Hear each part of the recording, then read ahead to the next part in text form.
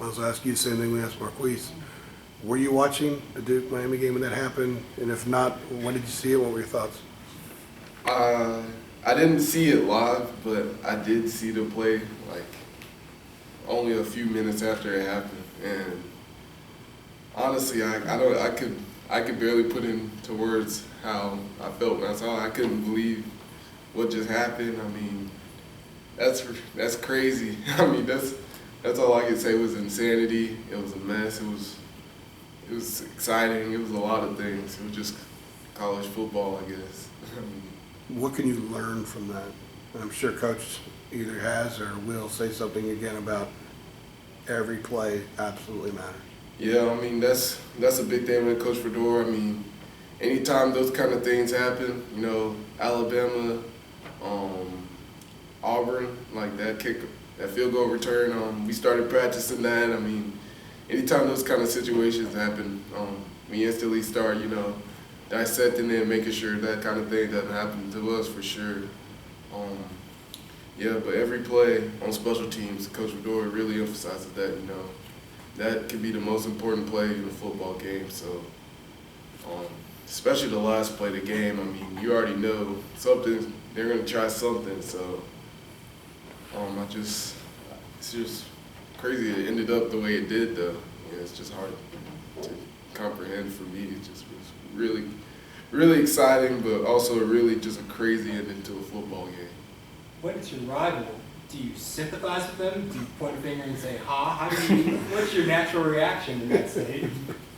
That's a great question. I mean, yeah, they're my rival, so I did want them to lose. So yeah, I was happy they were going to lose, but I mean, it's rough to lose a game like that. I mean, I can always sympathize with players in that situation because of all the work you do, and then everything would just be gone like that. But also, I can sympathize with Miami. I mean, you kind of made a play, you made something happen, and you got away with a victory. So I kind of see both sides of the equation. Just take it for what it is. I mean, what happens happens on the football field. I mean, you can't take it back now. It's already been. Is there a lesson about not leaving it in the hands of the officials? Just take care of business and don't put it in their hands, especially in this league? No, that's just the way it's always been for us. I mean, whenever Coach Fedora has us and they're like reviewing plays, he's always telling us, you know what, just make sure, don't leave it up to them. Make it an absolute, leave no doubt. Even when it comes to touchdowns and all kinds of stuff. So that's always been an emphasis for us, you know, be 100%, leave no doubt about what kind of football we're playing, make sure it's clean. So You were unable to play against Duke last year with the injury. What does it mean to you to sort of get your first taste of this rivalry this weekend?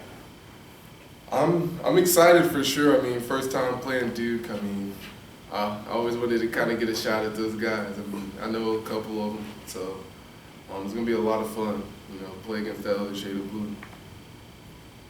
Who do you know there? Sean Wilson. I mean, he's a person I probably know best from Duke.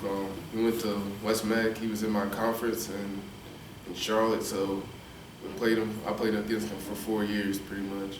So I see him a lot from an offensive and defensive standpoint when I was in high school. I mean, I played linebacker. He was a running back, and he was a DB, and I was a running back. So we ran into each other quite a bit. What impresses you about Duke defensively other than Jeremy Cash? Other than Jeremy Cash. They're a sound, fundamental football team. They're always in position.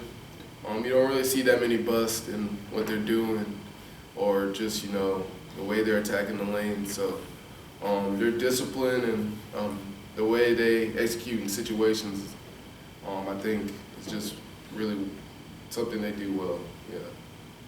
I asked Marquise this about Jeremy Cash. I mean, as a running back, he can, as a quarterback, he can spot him out. But as you as a running back, do you know where he's lined up as you get ready to get the ball or anything like that? Yeah, I mean, part of you know our pre-progression reads is, you know, we read the defensive line, then we read the linebackers, and then we progress to the defensive backfield. So I feel like this week we might have something a little special because, you know, Jeremy Cash is particularly a special player when it comes to blitzing and getting tackles for losses and being disruptive in the pass game. So there might be something we put in, just in case, make sure we're alerted whenever he's in the nickel or trying to come off the edge because, he can be kind of a disruption when, he has the opportunity. You had 20 carries on Thursday. How would you size up Pitt's defense and also getting that kind of workload against a big time defense? Pitt's defense, yeah, they were a big defense. They were aggressive, gritty. They did a lot of different things blitz-wise. Their head coach has an excellent defensive mind, so it was kind of like a chess battle out there trying to figure out which way to attack and where their weaknesses and coverages based upon the way they're blitzing and all that. So it was a battle for sure, nitty-gritty. It was cold up there, so, it's kind of my kind of football, though. I liked it. You're comfortable with 20 or more carries as you get deeper into the season? I don't have any problem with it whatsoever. Just give me the ball on the run, yeah. You had 41 carries in 5 days, actually. Because the 2 games were so close. Yeah, I know you got nicked up. You told me the other night it was football stuff. yeah. How'd you feel Friday morning?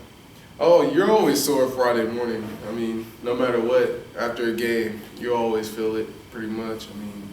But you get back, you get in the training room, you ice it up, do some treatment. They do whatever they do. I don't know. There's some magical people in there. They always get you right by next week somehow. So I try to fully trust what they do and how they do work me out. So looking forward to being ready for this game this Saturday. Does the mindset change on third down? Duke's one of the best in the country at not allowing third down conversions. What is the mindset and the play calling? What changes on third down? We always have an emphasis on third down, and especially these past couple weeks, we haven't been exactly as efficient on third down as we had liked to be. We had a lot of success earlier on this year. We need to kind of get back to where we were, around that 50% or higher rate of conversions. So, especially against Duke, as you said, they're a really good team on third down. We want to be a really good team on third down, so I expect a lot of intensity when the money down comes, during the game. So. Good? Thanks, Lyle. Thanks, Lyle. Thanks,